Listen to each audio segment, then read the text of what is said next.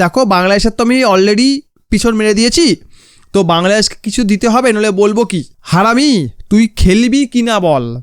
যদি তুই না খেলিস, ধুর শালা আমি পাগল নাকি, এতগুলো টাকা আমি ছেড়ে দেবো? ইম্পসিবল, আমরা খেলবো। কেউ না থাকুক আমার দাদা পাশে আছে, আমি খেলবো না।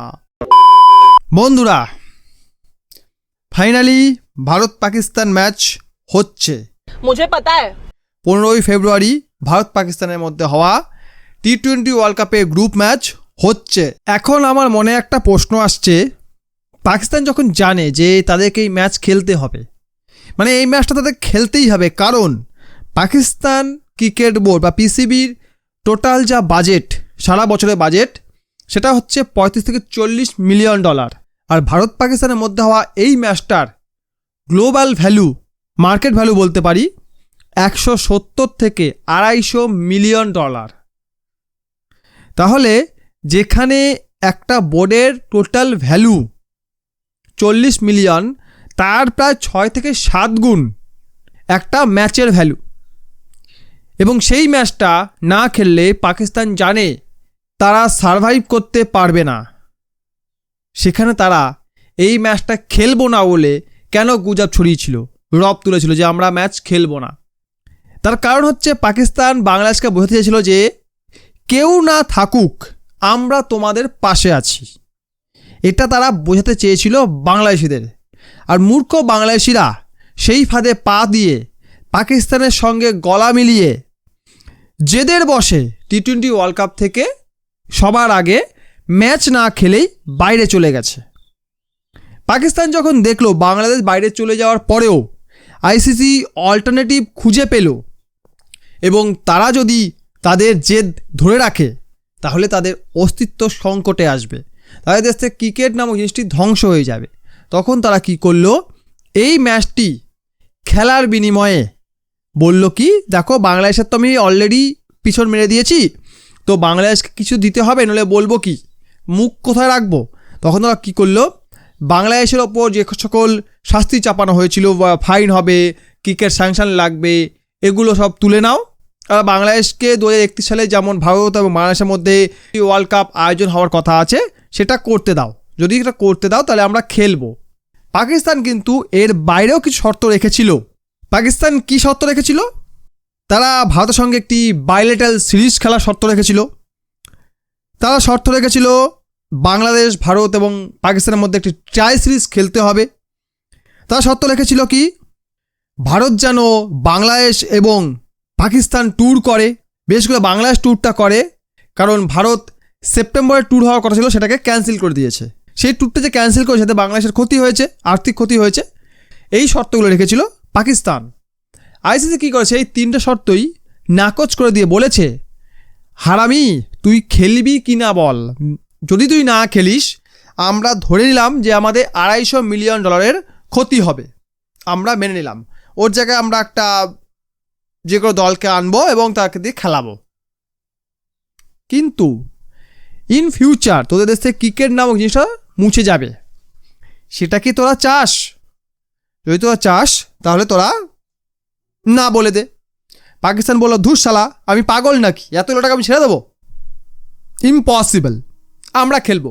তখন পাশ থেকে বাংলাদেশ বলছে, দাদা তুমি পুরো আমাকে তো পিছনে ভরে দিলে কেন? তোমার কথায় নেচে আমি নিজের নামটা সরিয়ে নিলাম যে আমি খেলবো না। কেউ না থাকুক আমার দাদা পাশে আছে, আমি খেলবো না। এখন কি বলছো, তোমরা ওয়ার্ল্ড কাপ খেলবে, সেই সঙ্গে ভারত পাকিস্তানের ম্যাচটাও খেলবে, এটা কেমন কথা?